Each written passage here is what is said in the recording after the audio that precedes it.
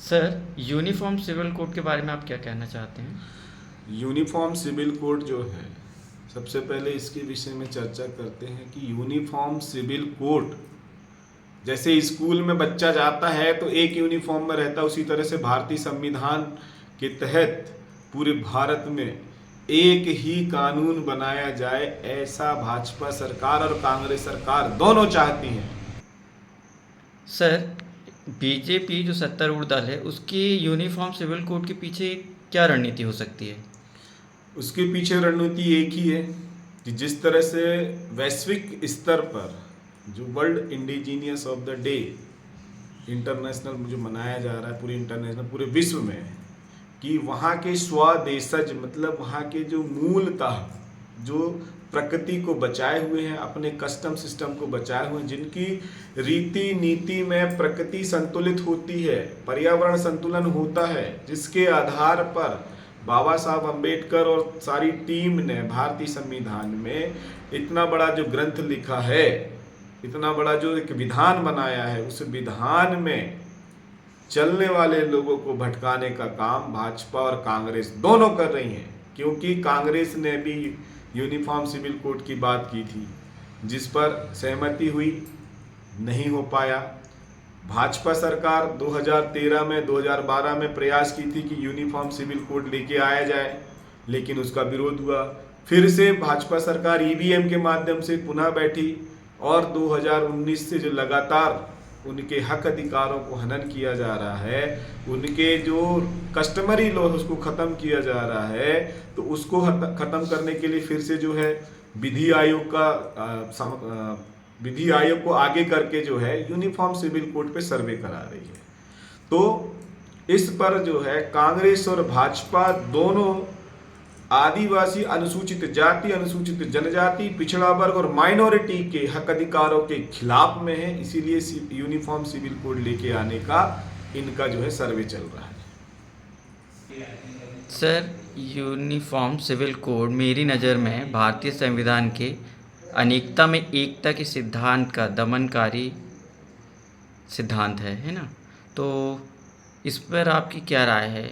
इस पर भारतीय जो पत्रकार उपमहाद्वीप है बंधु, उसमें क्या? पत्रकार बंधु, आप जो क्वेश्चन कर रहे हैं, आपका क्वेश्चन बिल्कुल सटीक क्वेश्चन है। जिस तरह से आपने यूनिफॉर्म सिविल कोड की बात की, भारत हमारा जो देश है वो अनेकता में एकता है। यहाँ पे विभिन्न धर्मों को मानने वाले लोग रहते हैं, यहाँ पे जल जंगल जमीन को बचाने वाले लोग हैं, यहाँ पर जो है अलग अलग कस्टम सिस्टम में रहने वाले लोग हैं। जो यूनिफॉर्म सिविल कोड है, ये यूनिफॉर्म सिविल कोड अनेकता में एकता की जो बात करता है, जिसके अंदर में भारतीय संविधान में जो है समान शिक्षा, समान स्वास्थ्य, समान रोजगार की बात जो करता है, समाजवाद, आर्थिक, राजनीतिक, इन सब को समता पे लाने की जो बात कर रहा है। समता मतलब शिक्षा में समानता, समता मतलब रोजगार में समानता।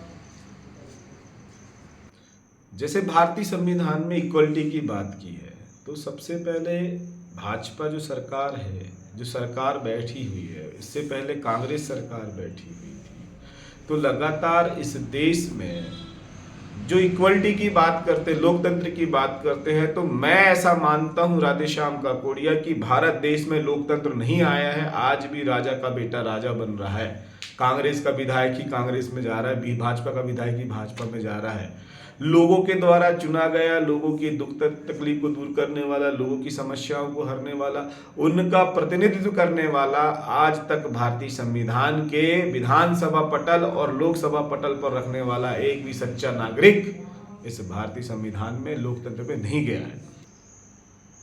जो जनप्रतिनिधि जो है आज जनता के हक अधिकारों की बात करने के लिए सदन में पहुंचते हैं, जैसे मान के चलिए लोकसभा सदस्य है, तो लोकसभा सदस्य हो गया, फिर इसके बाद में विधानसभा सदस्य है, विधानसभा सदस्य हो गया, और इन सब के ऊपर में जो राष्ट्रपति है, तो राष्ट्रपति भी भारतीय संविधान के आधार पे जो अनुच्छेद दिए गए हैं 54 कि भारत देश का एक राष्ट्रपति होगा, उसके आधार पे उसका निर्वाचन होता है। फिर इसके बाद में सदन का जो संसद की बात करते हैं, सदन में जो बहस होती है कि इस देश की जनता के लिए क्या कानून बनाने चाहिए, किस तरह से कानून बनाने चाहिए, उस पे जो है अनुच्छेद 79 और विधानसभा का जो है आर्टिकल बोलता है 191 मतलब 191, इसके आधार पे जो है भारतीय संविधान के आधार पे यहाँ के जो जनप्रतिनिधि हैं चुन के जाते हैं। लेकिन किस लिए चुन के जाते हैं? जैसे आप कॉमन सिविल कोड की बात कर रहे हैं तो सभी जो जनता है, जनता को पहले इक्वलिटी में लेके आए। जैसे भारतीय संविधान की आत्मा में बोला समाजवाद, पंथ निरपेक्ष, आर्थिक समानता, समता की जो बात की है, शिक्षिक समानता, न्याय में समानता, राजनीति में समानता, तो हर जगह समानता की बात की है। तो क्या अभी वर्तमान में आज़ादी के 75 साल हो गए हैं, क्या आज़ादी के 75 साल में जो एसटी का व्यक्ति है, जो एससी का व्यक्ति है, जो ओबीसी का व्यक्ति है, जो माइनॉरिटी का व्यक्ति है, क्या उस समानता में आया है? उसी भारतीय संविधान में इनको समानता में लाने के लिए 340 के तहत पिछड़ा वर्ग को आरक्षण दिया गया, पिछड़ा वर्ग की पहचान की गई है। 341 में अनुसूचित जातियों की पहचान की गई है, उनको इक्वल लाने के लिए जो है आरक्षण दिए गए। उसी तरह से अनुसूचित जनजाति, जिनको आज हम आदिवासी बोल रहे हैं, भारतीय संविधान में अनुसूचित जनजाति बोला जाता है, उस अनुसूचित जनजातियों को 342 के तहत इक्वलिटी में लाने के लिए जो आरक्षण दिया गया है, जो उनके लिए अलग कस्टम सिस्टम लॉ बनाया गया है कि भाई ये अलग हैं, इनकी पहचान अलग है, इनकी व्यवस्थाएं अलग है, इनके जन्म संस्कार अलग हैं। इसी तरह से उनको इक्वलिटी में लाने के लिए अपने क्षेत्र को, अपने पर्यावरण को, जल जंगल जमीन को संरक्षित करने के लिए भारतीय संविधान में बहुत सारे प्रावधान दिए गए हैं।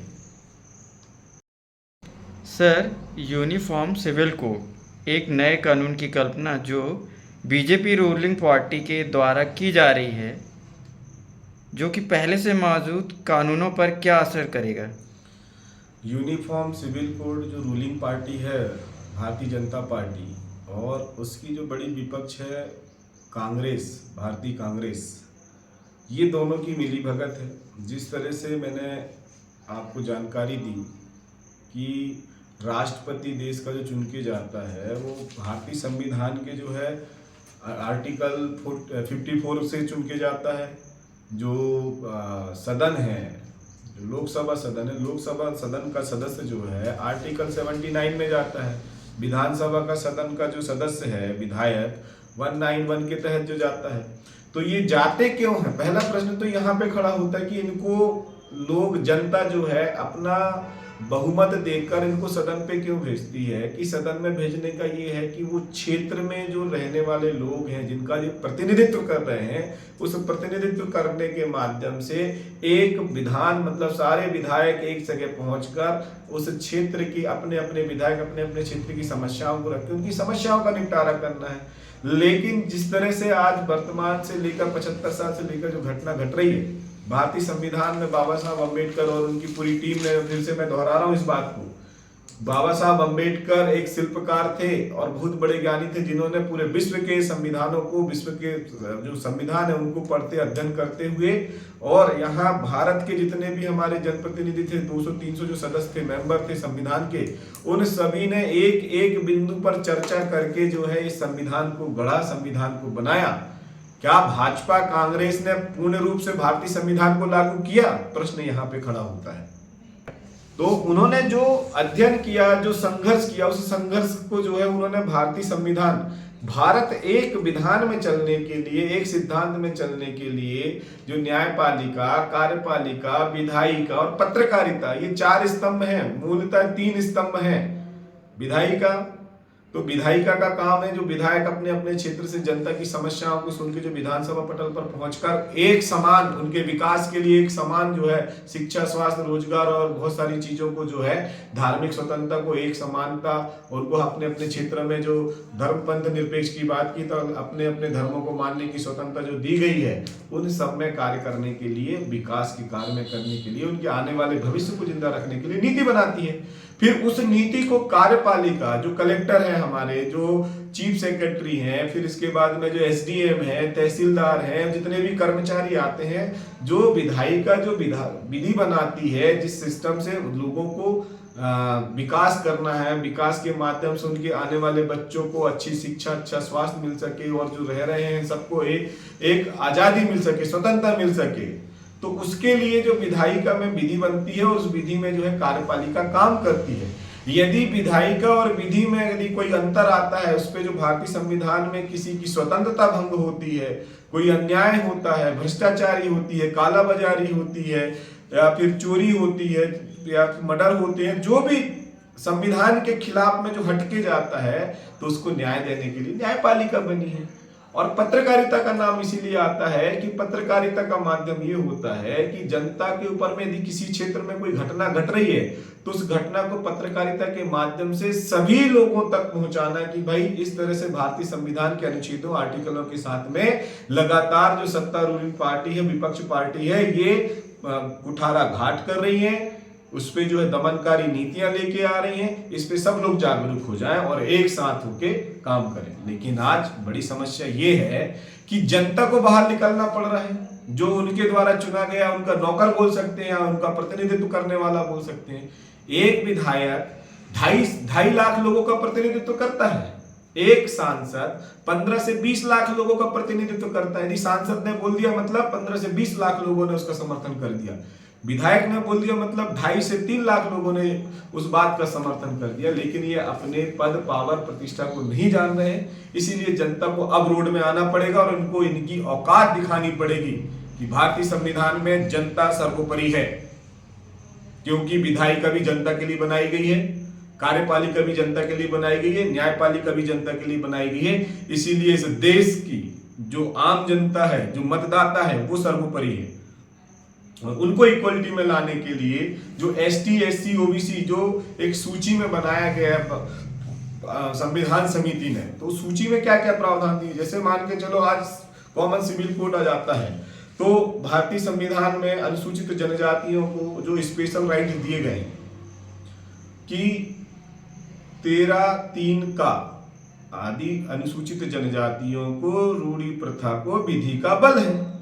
तो वो अपने गांव में अपनी छोटी छोटी समस्याओं को एक छोटी सी पंचायत लगाकर उनकी छोटी जल, जंगल, जमीन की या परिवार जो बाद है, उस परिवारवाद की जो समस्याएं हैं, यानी छोटे छोटे जो अपराध होते हैं, उन अपराधों को अपनी पंचायत में बैठ के, अपनी ग्राम सभा में बैठ के निपटारा कर सकते हैं। उसी तरह से 244 जो बनाया गया है, जो अनुसूचित जनजाति अपने क्षेत्र में पर्यावरण को संतुलित कर रहा है, खेती के माध्यम से लोगों का पेट भर रहा है। शहर में रहना, आज दिल्ली में कहाँ खेती होती है बताइए मुझे, मुंबई में कहाँ खेती होती है बताइए मुझे, जबलपुर जैसे शहर में कहाँ खेती होती है बताइए मुझे, भोपाल शहर में खेती होती है बताइए मुझे, नहीं। इन सब का पेट पालने के लिए जो अनुसूचित जनजाति का किसान है, जो अनुसूचित जाति का किसान है, जो पिछड़ा वर्ग का किसान है, जो माइनॉरिटी का किसान है, जो सामान्य वर्ग का किसान है, जो किसान है, मात्र किसान, तो वो किसान शहर में रहने वाले लोगों का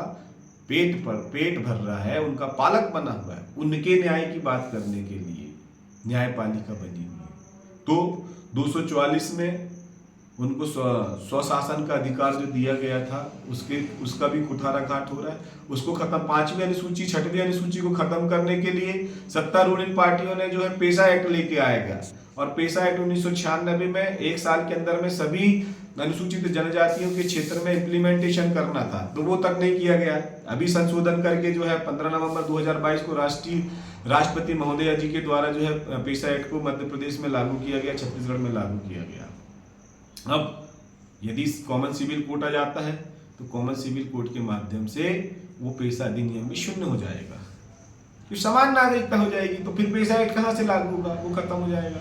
जो 1894 में वन अधिकार अधिनियम बना था, उस वन अधिकार अधिनियम के तहत दूसरा जो भूमि संपादन अधिनियम बना था, 2005 में वन अधिकार अधिनियम बना, 6 में इम्प्लीमेंटेशन हुआ। उस पे उनको जो है पट्टा और ये सारी चीजें, तो अनुच्छेद में जो है पिछड़ा वर्गों के लिए 340 दिया है, तो 340 के तहत उनकी पहचान हो जाती है। 341 के तहत जो है अनुसूचित जातियों की पहचान हो जाती है। 342 के तहत अनुसूचित जनजातियों की पहचान हो जाती है। और इसको जो है आरक्षण में इसीलिए रखा गया है कि आरक्षण के माध्यम से शिक्षा के क्षेत्र में वो ऊपर उठ किया जाए, स्वास्थ्य के क्षेत्र में ऊपर उठ किया जाए, रोजगार के क्षेत्र में ऊपर उठ किया जाए। इसी तरह से राजनीति में भी आरक्षण दिया गया है, तो राजनीति के माध्यम से वो ऊपर आके अपने लोगों को जो है इक्वल लाने के लिए काम करें। तो उसके लिए भारतीय संविधान में जो पिछड़े हुए लोग हैं, पिछड़े हुए लोग को एक समान लाने के लिए जो काम किया जाना था वो अभी वर्तमान तक नहीं किया गया है। फिर इसके साथ साथ में जैसे हिंदू उत्तराधिकार अधिनियम जो है 1956 और संशोधन 2005 में किया गया। तो हिंदू उत्तराधिकार अधिनियम जो है वो अनुसूचित जनजाति, अनुसूचित जाति और पिछड़ा वर्ग में नहीं आता है, यदि वो अपने कस्टम सिस्टम को मानते हैं। तो अनुसूचित जनजाति आदिवासी तो उस पर आता ही नहीं है, क्योंकि सुप्रीम कोर्ट ने बोला है कि tribal is not Hindu, tribal is not Hindu custom. Tribal का अपना कस्टम सिस्टम है, अपने विवाह के संस्कार हैं, जन्म के संस्कार हैं, मृत्यु के संस्कार हैं, उसके अलग तीज त्योहार हैं, वो प्रकृति को मानने वाला है, इसीलिए वो हिंदू नहीं है, मुस्लिम नहीं है, क्रिश्चियन नहीं है, वो क्या है, प्रकृति को मानने वाला, उसकी अलग संस्कृति है, उस बात की बात करता है। फिर इसके साथ में जो सरकारें हैं, सत्तारूढ़ पार्टियां हैं, कॉमन सिविल कोड लाने का एक बहुत बड़ा जो षड्यंत्र है वो इसलिए है कि जो आदिवासी अंचल पर ST SC OBC जहां निवास करता है, उनके पैर के नीचे में अरबों खरबों के सोने हैं, अरबों खरबों का कोयला है, अरबों खरबों के जो है कापर है, अरबों खरबों का एल्यूमिनियम है, और उनके जल से अरबों खरबों करोड़ों रुपए की जो है रेत निकाली जाती है, उनके जंगल से इमरतियां लकड़ियां निकाली जाती है, जड़ी बूटियां निकाली जाती हैं। तो इन सब को कब्जा करने के लिए कॉमन सिविल कोड लेके आने का ये षड्यंत्र चल रहा है, जिस पर मैं सभी जनता को जागरूक करना चाहता हूं कि शिक्षित बनो, अपने हक अधिकारों को जानो, अपने भारतीय संविधान में जो आपको हक अधिकार दिए हैं, समान नागरिकता का अधिकार दिया, आर्टिकल 19 आपको बोलने की अभिव्यक्ति का अधिकार दिया है, और इसके साथ साथ में राइट टू एजुकेशन में जो आपको अधिकार दिया गया है कि अनुच्छेद 21 में कि सभी को 10वीं 12वीं 8वीं तक जो है सबको शिक्षा देने का है। तो अपने बच्चों को पढ़ाइए, और ऐसा पढ़ाइए कि सामाजिक ज्ञान भी उनको दीजिए, संवैधानिक ज्ञान भी उनको दीजिए, और वर्तमान में जो गतिविधियां चल रही हैं उसमें भी ज्ञान दीजिए। क्योंकि कस्टमरी लॉ क्यों खत्म हुआ, इसको बहुत बड़ा प्रश्न है ये कस्टमरी लॉ खत्म करने का। क्योंकि भारतीय संविधान में अनुसूचित जनजातियों में सबसे ज्यादा बोली जाने वाली भाषा गोंडी पारसी, जो गोंडी लैंग्वेज है, गोंडी भाषा है, उसको 8वीं अनुसूची में उसको ऐड नहीं किया गया। जब 8वीं अनुसूची में उसको जोड़ा नहीं गया, तो आज हमारा बच्चा जो है, मैं राधेश्याम का कुड़िया हूँ, सातदेव का हूँ, मेरे कस्टम सिस्टम अलग हैं, ये हमारे मामा जी बैठे हैं गांव से हैं, मरकाम जी, ये हमारे TP जी बैठे हैं, ये SC में आते हैं, तो इनके कस्टम सिस्टम अलग हैं। अब इनके कस्टम सिस्टम अलग हैं तो भाई इनकी व्यवस्थाएं भी अलग होंगी। आज यदि मेरी भाषा जिंदा होती, मेरी गोंडी भाषा को 8वीं अनुसूची में डाला होता, तो मैं अपने बच्चों को गोंडी में पढ़ाता, वो कलेक्टर का एग्जाम गोंडी में, UPSC का एग्जाम गोंडी में देता, PSC का एग्जाम गोंडी में देता, 8वीं 10वीं में जो एग्जाम है गोंडी भाषा में देता, तो हमारे कस्टम सिस्टम सारे जिंदा रहते। तो ये दोनों पार्टियों की षड्यंत्र है, भाजपा और कांग्रेस की, कि इन्होंने जानबूझकर जो है 8वीं अनुसूची में गोंडी भाषा को नहीं जोड़ा। ये बोलते हैं हमारे गद्य पद्य नहीं है, तो फिर गद्य पद्य नहीं है तो इतने बड़े जो शिलालेख लिखे हुए हैं, गढ़मंडला में चले जाइए, आपने जो है मोतीरामन कंगाली जी ने जो है हड़प्पा संस्कृति में शिलालेख पढ़ा, गोंडी में पढ़ा, उसको मान्यता मिली। तो मतलब हमारी भाषा जिंदा थी, हमारी जो स्कूल शिक्षा व्यवस्था थी, भाई इक्वलिटी में लाने के लिए मातृभाषा में एजुकेशन की बात की थी। हमारे क्षेत्र में गोंडी चलती, आप हिंदी पढ़ा रहे, अंग्रेजी पढ़ा रहे, तो कैसे अपनी मातृभाषा हो गई, जो माँ के द्वारा बोले जाने वाली भाषा थी। यदि उस पर एजुकेशन मिलता तो आज हमारी संस्कृति, हमारी भाषा, हमारी सभ्यता, हमारे गढ़ किले महल अटारी, गोंडवाना जो बड़ा साम्राज्य था, जो दक्षिण अमेरिका तक फैला है गोंडवाना। गोंडवाना कोई गोंड नहीं है, गोंडवाना मतलब ये भूभाग, इस भूभाग पर रहने वाले ST हो चाहे SC का हो चाहे OBC का हो, ये तो भारतीय संविधान बनने के बाद में एसटी एससी ओबीसी आया गया। इसके पहले कहा था एसटी एससी ओबीसी नहीं था भाई। उसके जो हमारे नेंगी थे वो जाति आधारित नहीं थे, वो कामों के आधार पे थे। कामों को जाति बना दिया, आपस में बांट दिए। आज टोटल जो जातियां हैं वो 6300 कुछ जातियां हैं।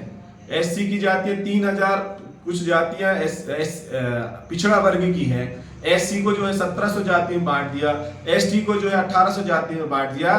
तो ये जाति में बांटने का काम भाजपा और कांग्रेस ने किया है और इसीलिए वो जो है अलग अलग जातियों के संगठन बन रहे हैं। सभी संगठनों के, जातियों के संगठनों के, सामाजिक संगठनों के जो अपने हक अधिकार बचाना चाहते हैं, जो अपने लिए लड़ना चाहते हैं, तो एक साथ एक मंच पे गोंडवाना गणतंत्र पार्टी आह्वान करती है। यदि गोंडवाना गणतंत्र पार्टी के आह्वान में नहीं आना चाहते तो अपने स्वाभिमान के आह्वान में एक मंच में आ जाइए।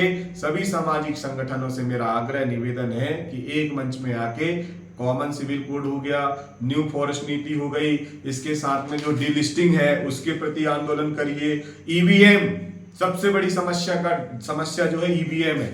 ईवीएम को तोड़ के फेंकना पड़ेगा। वाराणसी की मैं बात कर दूं आपको, क्योंकि वाराणसी में 11 लाख वोट पड़े थे और वहां पे जब काउंटिंग की गई तो 12,75,000 वोट वहां पे पड़े। जब मतदाता की संख्या 11 लाख है तो 12,75,000 क्यों पड़े?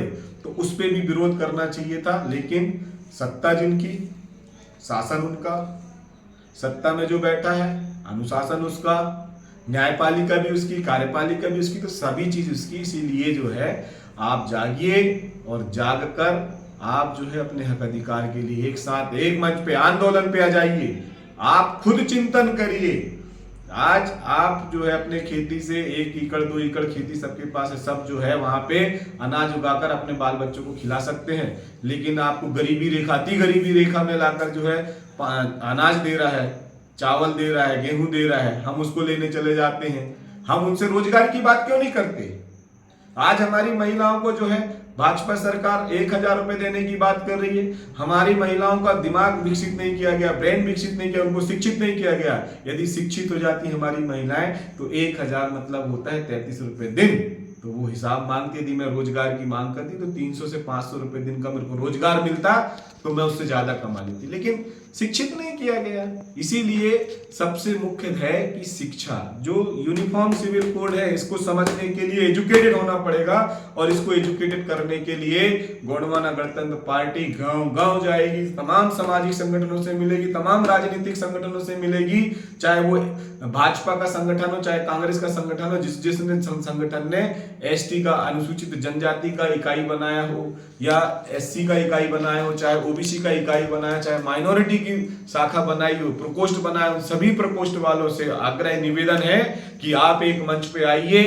राजनीति अलग चीज है, सबसे पहले समाज है तो राजनीति है, नहीं तो कुछ भी नहीं बचेगा। और ये चोर आंख मिचोली का जो है खेल खेलना बिल्कुल बंद कर दीजिए, क्योंकि चोर मुसेरे भाई हैं। यदि भाजपा सरकार इतने कड़े निर्णय लेके आ रही है तो उस पे कांग्रेस की गलती है, क्योंकि विपक्ष में वो बैठी है। उसको बोलना चाहिए था, उसको लड़ना चाहिए था। जनता क्यों हमेशा अपना काम धंधा छोड़ के लड़ेगी? ये तो जनता का काम नहीं है। इसीलिए आपसे आग्रह है, निवेदन है कि जनता को शांति पूर्वक जो है अपने आने वाले भविष्य की पालन पोषण करने दिया जाए। उनके विकास के लिए जो जनप्रतिनिधि हैं वो काम करें विधानसभा और लोकसभा में। नहीं तो जनता सबको आने वाले 2023 के चुनाव में किसी को छोड़ेगी नहीं, बख्शेगी नहीं। और 2024 में, 2023 में ईवीएम को तोड़ के फेंकेगी, क्योंकि सबसे बड़ा जो दंश है वो ईवीएम है। बैलेट पेपर से चुनाव कराए, क्या डर है? उस पर क्या दिक्कत है? इसीलिए सभी जनता से मेरा आग्रह निवेदन है कि आप सब लोग, जो चरणबद्ध आंदोलन हम लोगों ने बनाया हुआ है, जो राष्ट्रीय एकता परिषद ने जो है उसके विषय में जिक्र किया, सभी चीज को जानकारी दी, और हम लोग सब लोग जो है उस पर जानकारी प्राप्त करते हुए अपने हक अधिकार के लिए अपने झंडा, डंडा, बैनर, अपना आंदोलन, अपना सब चीज, अपना ज्ञापन, अपना लेटर पैड के साथ में एक साथ एक दिन जो चरणबद्ध आंदोलन हो रहा है उसको समर्थन करते हुए। और मैं ये नहीं बोलता कि 7 तारीख तक आप आंदोलन करो, पूरा साल आंदोलन चलना चाहिए जब तक हमको हक अधिकार नहीं मिल जाता। ज्ञापन देने अकेले से काम नहीं होता, ज्ञापन में कितना काम किया गया है उसका रिजल्ट पूछना है, रिजल्ट में काम होना चाहिए, ज्ञापन में काम नहीं होना चाहिए। इसलिए हम ज्ञापन देने का बस काम नहीं करेंगे, हम उसके रिजल्ट के लिए काम करेंगे। यदि रिजल्ट ज्ञापन देने से नहीं मिलता है तो सत्ता परिवर्तन करके हम रिजल्ट देंगे। यदि सत्ता परिवर्तन करने से भी रिजल्ट नहीं मिलता है तो वो सत्ता को भी जनता जो अपने हाथ पे रख के ये सभी को खत्म कर देगी। ऐसा मेरा आग्रह निवेदन है कि आप सभी लोग कॉमन सिविल कोड को समझिए। अपने ऊपर में हो रहे आए दिन जल जंगल जमीन को जो छीनने का काम सरकार कर रही है, उस जल जंगल जमीन से भी जो है अपने हक अधिकारों को बचाएं, अपने आने वाली पीढ़ी को बचाएं। इसीलिए आंदोलन में सबको आमंत्रण निवेदन है कि 6 जुलाई को प्रथम चरण में जिला स्तरीय धरना प्रदर्शन कर रहे हैं, 18 जुलाई को तहसील स्तर पे कर रहे हैं, 27 जुलाई को जिला स्तर पर कर रहे हैं और 7 अगस्त को पूरा भारत देश बंद करेंगे। तो मैं पूरा भारत देश बंद करने की बात आपको नहीं बोलूंगा, मैं ये एक ही चाहूंगा कि आप अपना तहसील बंद कर दें, आप अपना जिला बंद कर दें। यदि सभी अपना अपना तहसील जिला बंद कर देंगे, अपना अपना गांव बंद कर देंगे तो भारत देश बंद होने में हमें कोई माई का लाल नहीं रोक सकता, कोई सत्ताधारी पार्टी नहीं रोक सकती, ना कोई पुलिस प्रशासन रोक सकता है, ना कोई शासन रोक सकता है, क्योंकि इस देश में जनता सर्वोपरि है और जनता के लिए सब लोग काम करने वाले हैं। तो इन नौकरों की ताकत नहीं है कि मालिकों को किसी काम करने से रोका जा सके। तो अपने मालिकियत को पहचानिए, अपने आप को पहचानिए और अपने हक अधिकार के लिए जो आपने प्रतिनिधि चुन के भेजे हैं उन प्रतिनिधियों से प्रश्न करना चालू कर दीजिए। तुम खामोश क्यों, तुम क्यों नहीं बोल रहे? यदि वो नहीं बोल रहे हैं तो उनका घर घेराव करेंगे, उनके हम जो है उसके जो गाड़ी कमाई है हमारे द्वारा चुन के गए हैं, जो करोड़ों अरबों रुपए कमाए हैं, उनको छीन कर जनता को बांटने का काम किया जाएगा।